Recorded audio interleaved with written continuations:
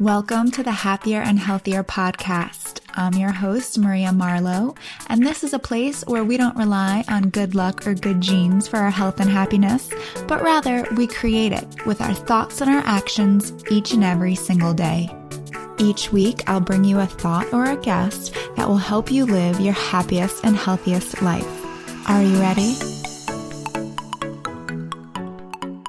Welcome back to the Happier and Healthier podcast. Today's guest is Anahata Ananda, a spiritual healer and shaman who is here on the show today to share her tips for healing old emotional wounds and getting past old traumas.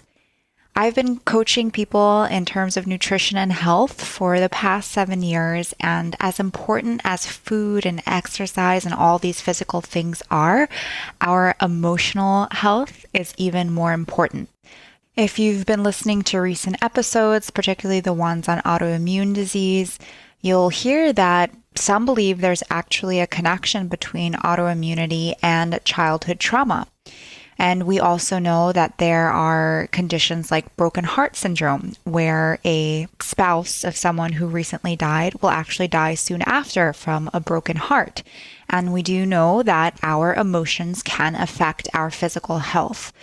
They can also affect our thoughts, they can affect our actions, they can affect our habits. So it is really important that whenever we do experience these types of events where we're full of grief or anxiety or pain or trauma, it is important that we process them, because if we never fully process them, they stay in our body, they stay in our mind, and then they shape our physical health and our entire life, sometimes without you even realizing it. So it's really important that we're monitoring our emotional and spiritual health and making sure that we're processing all of the grief and emotions that we have. The truth is, there's no such thing as a life without grief and trauma. We all go through it at different periods. We seem to be collectively going through it right now with this global coronavirus pandemic. And so it's really important to have these tools that we're going to talk about today to make sure that you're constantly processing and dealing with grief and any sort of challenging times.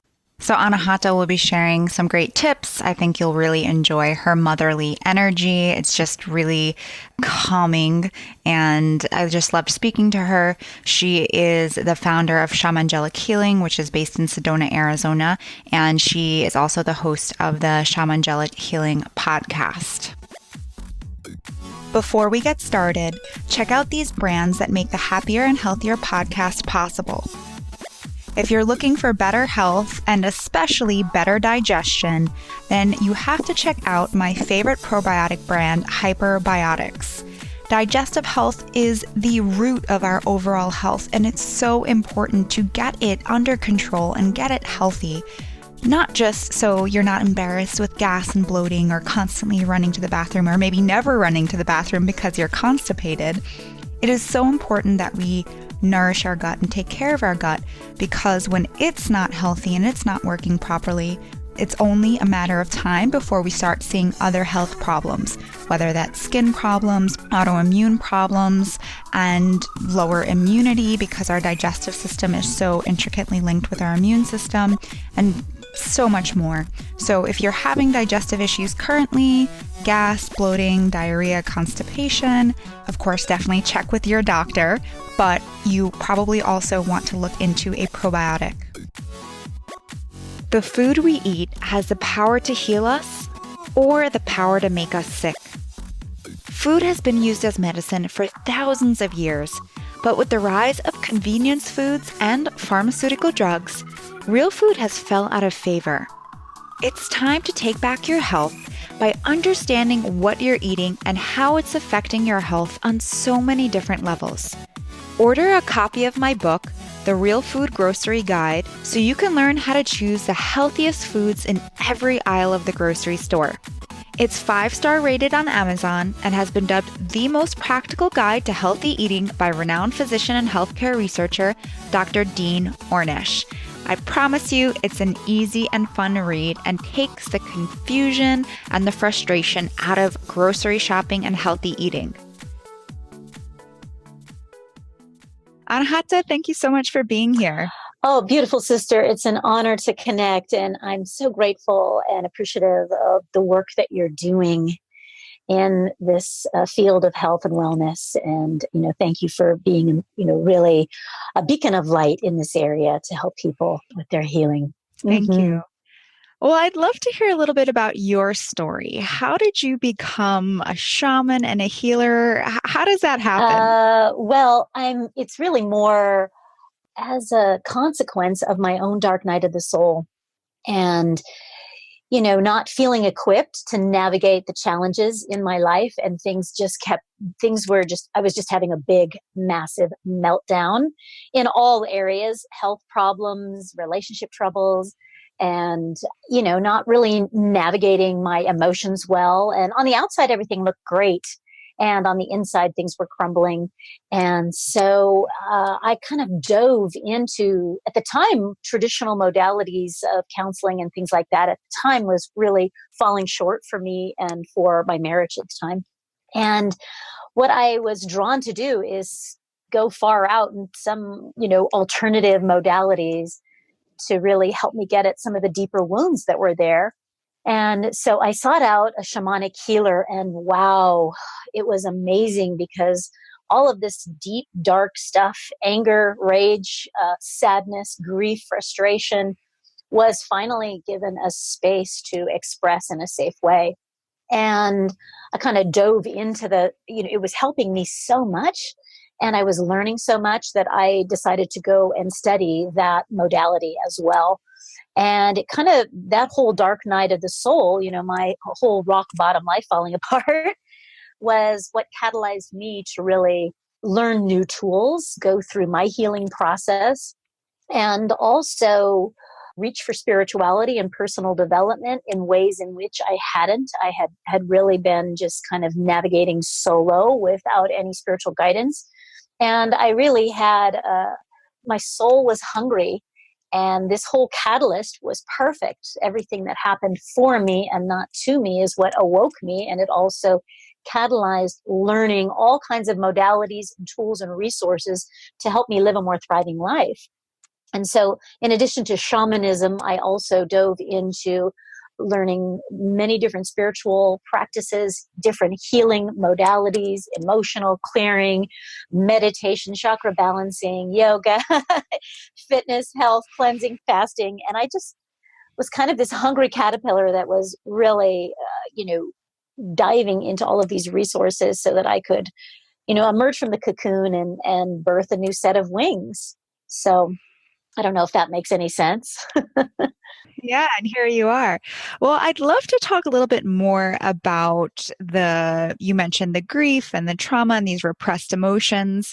And I feel like a lot of us hold on to these emotions and we don't realize it. And then these emotions are trapped in our body, and then they also start influencing our life, our thoughts, our actions. And something interesting, I've had quite a few functional medicine doctors on here talking about autoimmune Yeah. disease. And one of the factors that is involved in autoimmune seems to be trauma, especially childhood trauma that has just never been dealt with. So I'd love for you to speak a little bit more about that. What has been, well, first of all, how is it possible that these emotions that are invisible, that have happened to us so long ago, why are they still affecting us today? And then what are some tools to start releasing some of that? Thank you. And now we're really getting at the root of the issues. When we're talking about healing, a lot of modalities just go at the symptoms. Oh, you're having inflammation, or, oh, you're having a lowered immune system, and just look at the symptoms. And this is what's so, in the work that I do, I like to go deep and, all the way to the core of saying, where did this happen in the first place? This addiction or this physical ailment is a consequence of something else. It's it's the period at the end of the sentence of like, what's the beginning of this sentence? And, most of us have some kind of childhood wounding. It's, not all of us were raised in a peaceful environment, but with parents that knew exactly what they were doing and always stayed in the heart and never raised their voice or never had a drink or never raised their hand. Many of us, as children, we're so sensitive, and it's so easy for us to take on our parents' traumas or challenges. And we're also quite susceptible to their emotional waves, their anger, their sadness, and have been, some of us on the receiving end of their traumas that have never been resolved. And then the pattern keeps continuing. And that's one of the things about the pattern of a trauma from the past. If it didn't get healed or resolved at that time, not only does it stay in the cellular body, so then it's having a physical experience, but it also stays in the emotional body trapped there and in the energetic body because it wasn't given a safe space to actually heal or be held or resolve or come back to center. Maybe there wasn't time. Maybe the trauma kept repeating. And so one wound got added to another wound, or there wasn't the right environment to provide healing and space for that. And it's likely that the parents didn't have those tools. And it's not about judging our parents or our caregivers. It's more just a dealing with the reality that, maybe there was perhaps an imprint or a trauma that didn't get resolved then. And so let's take the example of someone who, as a child, a parent raised their voice a lot and was really angry. Maybe it moved into physical abuse beyond just anger.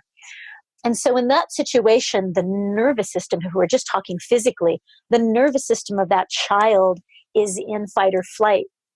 And if the parent keeps yelling every day, and we never know when they're going to go off the handle, or we never know when, a parent's going to come home drunk or something like that, then the wound just keeps staying open and the nervous system gets set at fight or flight, which doesn't allow the body to come back and heal.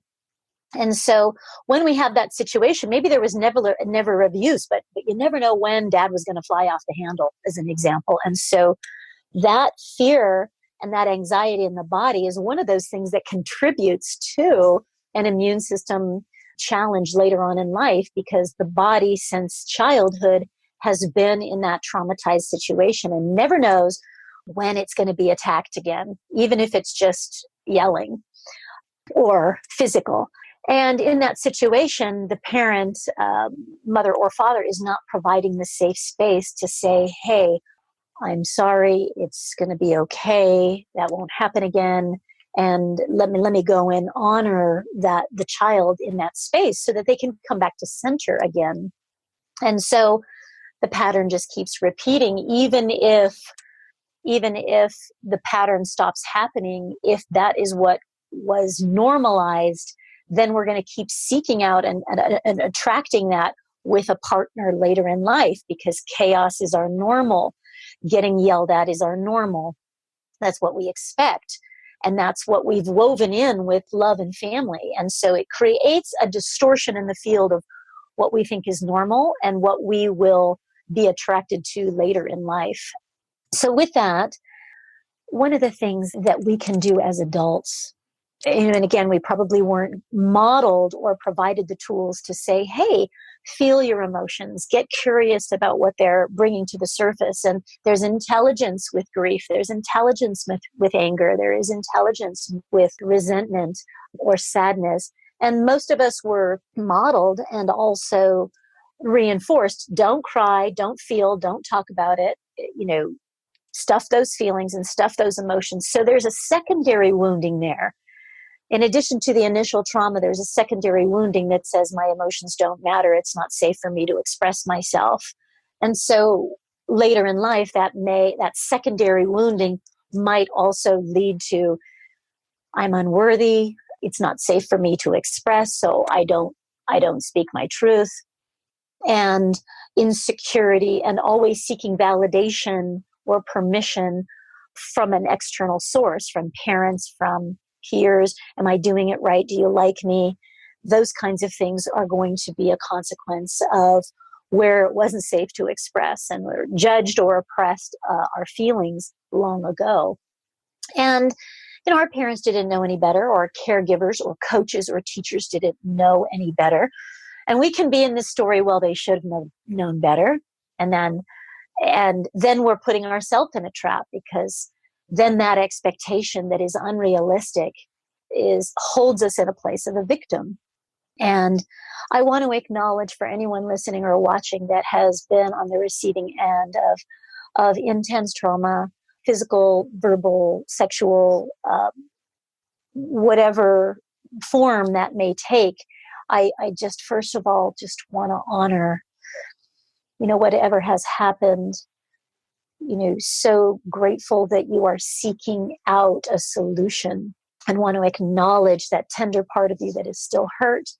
And so the first step, Maria, is to really honor the emotions. If there's sadness, if there's anger, if there's grief, if there's fear, the first thing that we want to do is actually turn towards our inner child and hold her or him and provide the space that our parents or caregivers at the time could not provide. So that, that might look like just journaling in a safe, quiet space to query, what are you really feeling and what are you really angry about? And let's go back to that situation and let's bring that inner child and let's let her or him have a safe space to be held. And let's just let that part of us cry or yell or scream or, punch a pillow or get the emotion out of whatever needs to be expressed. And I think that that's the first step, is to just not stuff the feelings anymore, because then we are the oppressor later in life when we stuff our feelings and instead of addressing them, we run or hide or blame or sedate, ignore or distract. Those tend to be the more socially acceptable ways of dealing with emotions. Like, let's just avoid them. Let's ignore them. Let's run from them. Let's distract them. Let's try to sedate them. And then we just continue the problem. So in this opportunity to hold ourselves and to be gentle with our inner child and give them space to throw their tantrum, to be sad, to be angry, to be hurt. That's the beginning of the healing process, is a safe space. And the second part is, really deeply understanding what is the lesson or the teaching or the pearl or the insight that can be gleaned from that experience. And if someone was in an abusive environment, maybe the reframe is, hey, my body matters, my feelings matter. It's not okay to hurt people. Maybe that's the lesson that needs to be reframed, that at the time we learned that I don't matter, people can use me as a doormat, and my feelings aren't important. And so the reframe that might still be happening in everyday life as we attract careers, relationships that reinforce that vibration, we want to go back and reframe that. It says, wait, my body is a temple, or my feelings do matter, or my voice is important. And so we want to reframe in that moment. What are we learning or unlearning that imprint brought a distortion in how we saw ourselves, or how we think that I'm not supported, life isn't safe, people can't be trusted, because we might be so shut down from that we stop trusting anybody. Before we get on to next steps, what's coming up so far, just in sharing that? No, it's interesting. I think a lot of times when people seek a healer, they want them to give them some special tea or some special ritual or something, more exotic to solve the problem. But you're saying the first step is really journaling and just thinking about going back to that painful place, whenever that may have been, and just thinking about it and feeling the emotions that come up and releasing them, because maybe at the time you didn't. So it's just interesting that that's your first, your step one. And some people have trouble holding that space for themselves. And that's, what my healing practice is all about. Is I know I can't provide a magic pill. What I can provide is the support and the guidance to kind of help people through that process if they're not able to facilitate it for themselves. Eventually, we want to learn how to do that for ourselves so that we can be capable of, as we navigate everyday life, and those things are more resolved, that we're able to practice that for ourselves of witnessing when our emotional trigger is coming up, getting curious about it, and, learning how to dissolve it, address it, and heal it for ourselves as we learn those skills that we really don't know how to do that. And so sometimes it Right. is seeking out a healer, a guide, or a facilitator. And in my healing practice, one of the things, like my shamanic healing journey, that's one of the things that we're going to do is the first part of that is okay, let's explore what is the story so that we can see where the wounding is, where the disempowerment is, and where the false beliefs are, where the energy is leaking. And that gives me a roadmap of then when I go into the healing room of how to support them in seeing a different perspective and also help them in being held in that process of sadness or anger or frustration and hold a safe space if they aren't capable of holding that for themselves. And so sometimes we do need a little help, and that doesn't mean there's anything wrong with us if we don't have that skill. And eventually we do want to know how to hold that space for ourselves. I can imagine that definitely having someone to lead you through the process is helpful because for many of us, maybe that trauma, we maybe remember some things, but there might be something that we have just pushed out of our mind and completely forgotten about, and it's really deep in there, and we need a guide to help us get to that point and remember and bring that to the surface and process that. So I can definitely understand that having a guide to help you could be important. And then also just having someone there to be there and feel that grief and pain with you. I had one doctor on who was talking about a grief ritual, which apparently in certain communities in Africa, they have these grief rituals where they'll just all get together and literally just cry and just hold each other and sort of, you don't even have to talk about anything. You don't have to say why you're crying, nothing like that. You're just all releasing all this pent up sadness and grief and all of this. Grief is a natural human emotion because we have losses in life, whether it's we lost our childhood dog or somebody broke up with us or a friend moved away or a loved one died, or a chapter of your life is ending and, grieving some aspect of our past that we can't get back. Even though maybe it was wonderful times and we're just grieving, wow, that chapter's closed and that's an ending. And it's normal and natural for us to grieve. And there is so much social shaming around that and stigma around don't talk about death. And we don't want to use the cancer word because it's scary. And, our culture, very different than the one that you're talking about, tends to run from emotions and avoid grief. And so then we just, like you say, it gets pent up, it gets piled up over the years. And that's why we want to be able to give our anger or our sadness or our frustration an audience and a release valve so that it doesn't turn into a big volcano or it doesn't get internalized into a cancer or some other ailment. So that is really valuable to be able to create a space or seek out a space that can honor your emotions, where you can safely express without judgment, without somebody trying to rush you, shame you, or guilt you for your feelings. And that's what this work is definitely about, is providing that safe space and perspective and tools to see it another way so that you can not just express it, but then you can learn from it and evolve beyond it. And those are the next steps. Yeah, I can imagine a lot of times we remember something a certain way and we give a meaning to that situation. And then when someone else listens to the story, you're like, oh, actually, no, maybe you're not the victim, or, maybe you can Right. look at this a different way. So I can imagine that's very powerful. That's where this concept of everything is happened for you rather than to you allows us to move out of the victim. And that doesn't mean it didn't happen and that it was, not okay.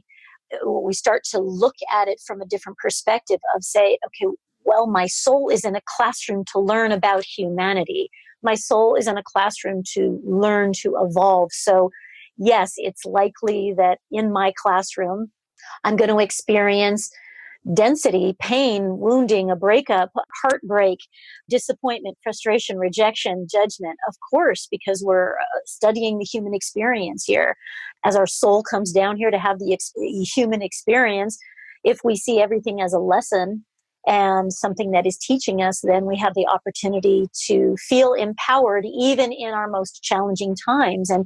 And we can say, well, what about this trauma, or what about that trauma? Who would ask for that? And one of my clients, has experienced in her classroom sexual assault in a number of different ways. I mean, it couldn't be more traumatic what she has experienced. And as a soul, she came here to support this issue and bring understanding about not only to the victim, but also to the perpetrator. And the perpetrator is also the victim, because they wouldn't be making those choices if they hadn't also been on the receiving end of some trauma, some abuse, some distortion around sexuality and their power. And so then we start to look at not just a rape or a sexual abuse. We start to look at, well, what caused that and what caused that? And if we go all the way back, we start to look at, wow, how can we start turning towards those abusers and look at where they need healing so that the pattern stops, instead of just putting them away and shaming them for their behavior, is like, what caused this and how can we help you heal so that we stop the pattern from happening, and we learn how to keep that from happening in future young men or young women, so that we break the pattern in society, not just shame one person for their behavior. So this woman is actually in prisons helping sex offenders rehabilitate and heal. That's why her soul came here and had those experiences. So now we see the bigger perspective of why she was experiencing that, because she wasn't just studying sexual assault from in a Harvard classroom that is a PhD, but actually in the classroom of the physical experience, and through her healing of her own experience and seeing that everybody here is a victim and needs compassion and healing and understanding, that we can actually look at the core cause. And so now we see her trauma from a bigger perspective and see, oh, she came here as a soul to deal and help humanity with this issue and start bringing greater awareness and help to stop the pattern from repeating.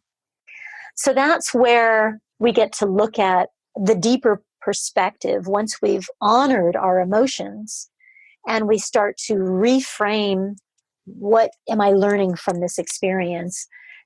Then we start to look at, what is the other perspective of, why did I experience this with this other person? Am I here to learn compassion? Am I here to understand more about addiction and alcoholism?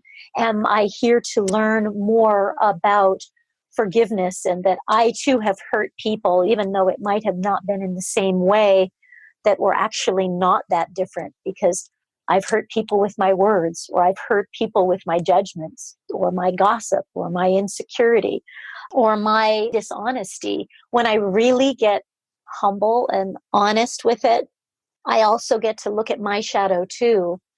And I get to respect and understand somebody else's shadow, and not from a place of judgment, from a place of understanding and compassion. Can we start to realize that your pains are my pains, and your shadow is a reflection of my shadow? And when we get to shift that perspective, we realize that humanity has this opportunity to grow and heal together. So yeah, you're talking a lot about self-awareness and becoming more self-aware.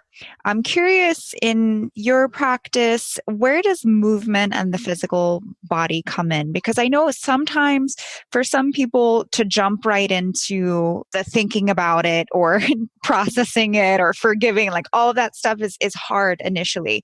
So maybe something more physical can kind of get you in that direction.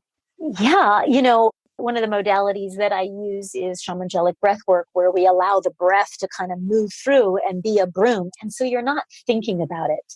It's not a process at all of, doing the talking and giving it lip service. You're allowing the energy and the emotion to move. And that might be physical, it might be emotional, you might shake it out, you might scream it out, you might cry it out, you might swear it out, you might use your fists, and it gives a safe space for the physical, emotional, and energetic body to express. And I think that's really valuable, and that's why in my situation, talk therapy wasn't getting very far, because we were just talking about the tip of the iceberg. And when I went to the shamanic healer, we were able to get out of the mind, not be talking about it, and actually go into kind of more of a trance state and allow the energy to move out and different perspectives to be seen when we're not in a mental limited capacity of just dialogue. And it can become multidimensional that way. We can be feeling it. It can be physical, it can be emotional, energetic, and spiritual. So that's why I really like this, what I call shamangelic breath work, is because it allows the energy to move through, and then we authentically get to move the body, the voice, the emotions in whatever way is authentic, without inhibition, without judgment, and in a safe space. And that modality has proven to be one of my favorite tools to really help shift a lot of density out. And so the first step that we have been talking about is kind of that release. And we move out the density or the anger or the emotion. And then we have this open, fertile space. And what are we putting back into it? And that's the exciting thing, is then we get to open up to the divine. We get to open up to unconditional love. We get to bring in peace. We get to bring in healing, and also a different perspective. So in this space, the shift that I get to witness in people when they have released what they needed to release, then there's this openness that they can actually come to a place of forgiveness and compassion, when I'll maybe do a guided visualization to kind of bring in that person as a little child, perhaps, and their aggressor or the villain in their story, and bring them in as a little child, perhaps, and to just let them play outside together. And so that might be an easier foray to step into seeing them as a child and being a child than, trying to go at forgiveness with your oppressor, your victim, your villain in 3D in front of your face. Sometimes it's really helpful to just do that in an energetic way, is to see them in a different light and to be in a different place where you're not the victim and they're not the villain, but we bring a neutral ground so that we can have some healing and understanding at a soul, at a different level. And that I facilitate all kinds of different guided visualizations, which kind of help people shift their perspective and also get out of the victim and see how powerful and beautiful and valuable and worthy they are. And when that has reestablished, then, as we expand and awaken, and it took me many, many years, I would say decades, before I was able to forgive my father. And, I was so attached to the story and the anger and the resentment. And, it had been so long that I was harboring such resentment that it did start to cause health problems for me. And because that's not our natural state, is to hold such a dark, heavy energy as resentment and anger. And so it will just begin to self-erode ourselves.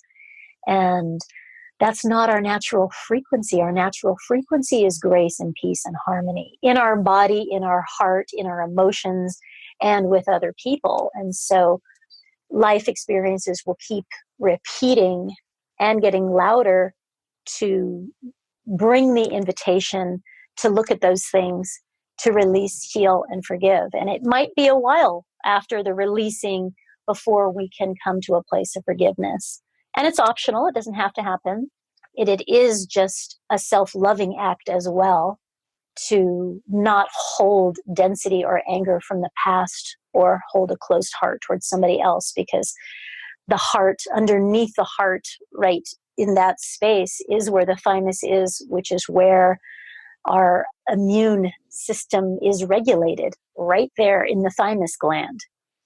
And so when we have a closed heart, of course, we're going to have immune disorders. Absolutely.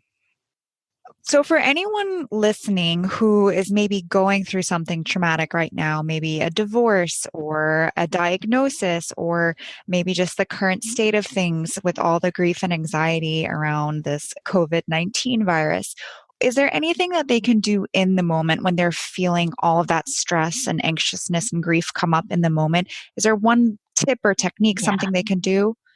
Yes, this is so valuable, and I appreciate you asking that, because even if it's not a past trauma, we have them today going on, and so right now with what's happening, our body is in that fight or flight. We don't know if we're going to be safe. We don't know what's happening with the finances. We don't know when or if we're going back to work, and so there's a lot of dis-ease.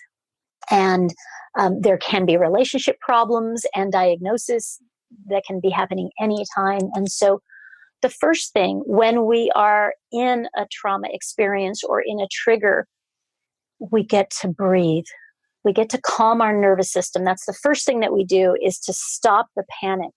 And we do have control over that. If we keep feeding the panic, the brain says, I am still in fight or flight, and then it's going to amplify all of the anxiety, which is sending chemicals into the body, which doesn't allow the body to heal, and it doesn't allow us to calmly see a solution, because when we're in fight or flight, literally, our brain goes into this very narrow focus point, and it's not able to see the bigger picture. And so in a place of panic or fear, we're not going to see a solution. We're not going to see a way out. We're not going to stay positive and see creatively how we can get through this. And so the first thing people can do is close their eyes and just breathe and release the fear, calm the nervous system. Maybe for some people, some relaxing music will help. Maybe for some people, being in nature will help. Maybe for some people, a bath will help. Whatever personally will help you. Like, exhale and calm. Whatever experience, whatever guided visualization. Maybe you need to take in your mind's eye, you need to take yourself to a beach or some place that helps you calm. Maybe you're floating on clouds, whatever that is for each person. I think it's really valuable that we have a safe space in our mind that we can take us to that helps us relax and calm. I'm going to be okay. I'm going to be okay. We want to have a mantra that tells our brain that we're going to be okay, because then we can calm ourselves. And when we're moving out of fear or fight or flight, then we're no longer in the sympathetic nervous system, which is going to trigger the body to go into fight or flight, which doesn't allow the body to heal and actually suppresses the immune system. Because in fight or flight, we're just in survival, and we're not digesting, we're not focused on healing, we're not focused on anything else, cellular rejuvenation. And so it's the most healing thing that we can actually do for our body. It's the most immune supporting thing that we can actually do for our body, is to just self-calm and just feel the layers of stress melting away. It's going to be okay. Feel all of the anxiety just melting away so that you can come back to a calm, clear space. I'm going to be okay. I'm going to get through this. There is a way. There is a way. And I'm going to be okay. And coming to the calm place is the first step. Because just the other day I was just waking in a funk with all of this stuff. And it's not uncommon for the residual to kind of build up of this happening and that happening. So if we can just calm. I said, you know what? I'm not going to make any choices from a place of being in a funk. I'm going to get outside. I took a walk in nature. I did some meditation. I did some yoga. And then I came back and I was clearer and calmer, and then able to come up with an idea to help me pivot a very creative solution to a financial challenge, something in my business that was frustrating me, understandable right now. And we're all going through that. And in that calm place, there were three different, very creative and resourceful ideas that came in that helped me pivot. And it all starts with breathing. I think breathing is something we often forget about because it's so simple, but really it's so, so profound. And in particular, if you're in a very stressful situation or fearful situation, I love the 2-4 breath where you breathe in for 2 and then out for 4.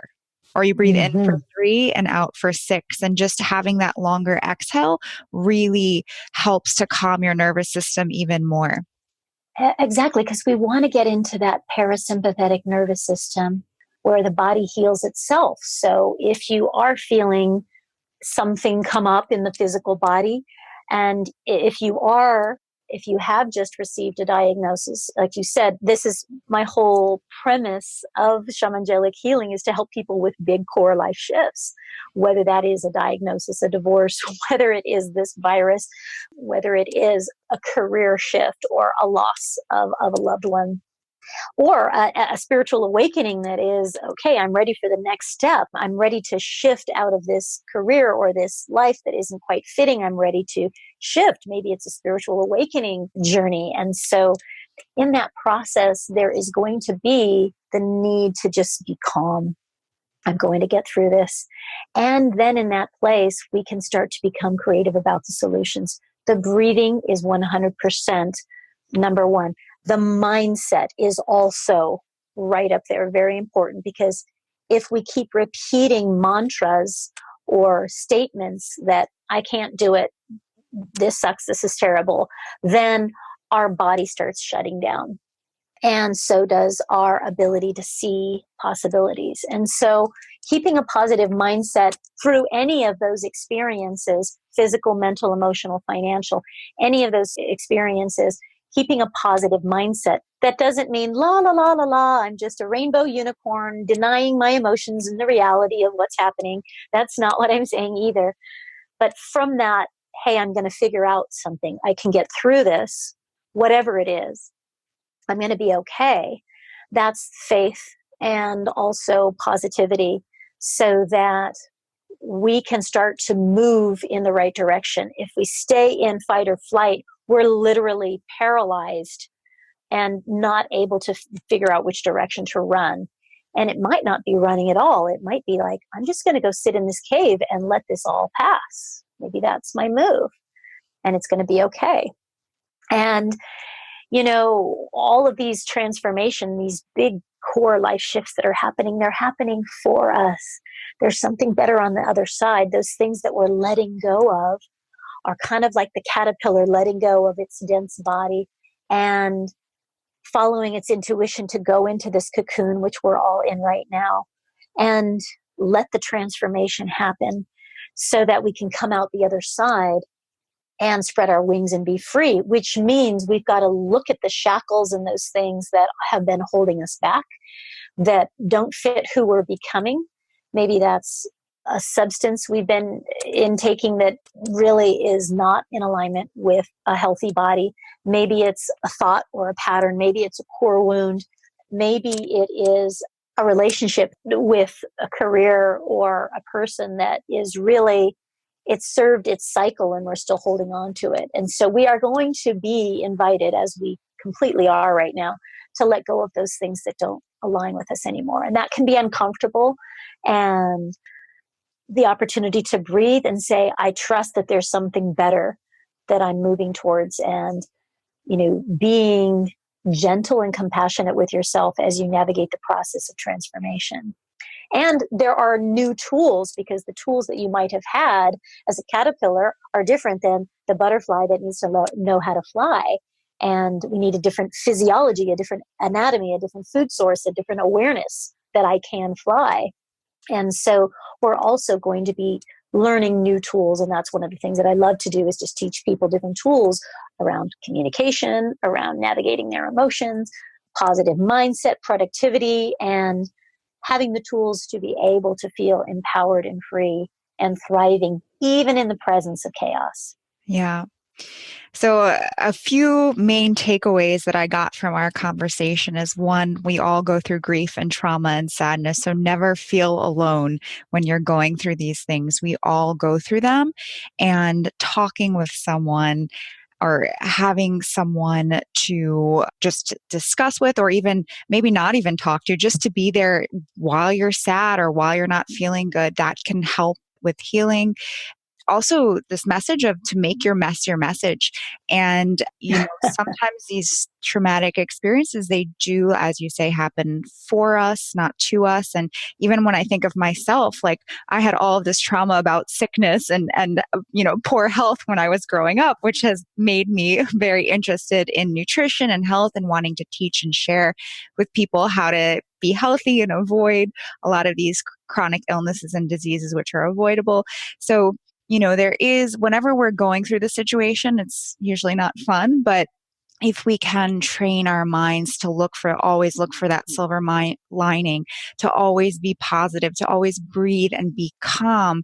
Like you said, when we're calm, we'll find the solutions. When we're in fight or flight, we're not going to find the solution. So it's Right. just a matter of training, and it's work. It is work. We have to put in the work. We have to put in the effort to clean out all of these old emotions and things that are weighing us down. And then as these new negative things are going to come into our life, it's just a matter of constantly training yourself to deal with these things. And so I Right? really It's a appreciate. classroom. There's a Yeah, correlation between our traumas, our tests, and our soul's mission. There's a correlation. We're in a classroom of our own creation. Every experience is like homework, and then we get tested, and then we get to turn around and teach that. And so there is absolutely a correlation between every lesson, every trauma, every wonderful experience that has been preparing us right now for what we're going through. And I don't underestimate you. I don't underestimate me. I don't underestimate anyone listening or watching, that you have the power and the ability to get through anything, or it wouldn't be showing up for you. And this is why we came. This is an exciting time. And we're getting invited and ignited and inspired to get off the bench and in the game and bring our magical message, our gifts, our tools, our wisdom from our experience out to help others. And it's an exciting time for us to be working together. And thank you so definitely. much for everything that you're doing in this space. And I want to acknowledge all of the lessons and the challenges that you have overcome, and even the doubt of, I don't have anything to say, or who's going to listen to me, or what can I do? And we all have different doubts to overcome to really be of service. And so thank you for facing all of your fears and overcoming those things. And it's a continuing process, but I want to acknowledge Thank everything you. that you've done to be a beacon of light in this industry, for sure. Thank you so much. Well, one last question I'd love to ask you that I ask all my guests. If you have just one tip or piece of advice you could leave our listeners on how they can live a happier and healthier life, what would that be? It's your birthright to be happy. It's your birthright.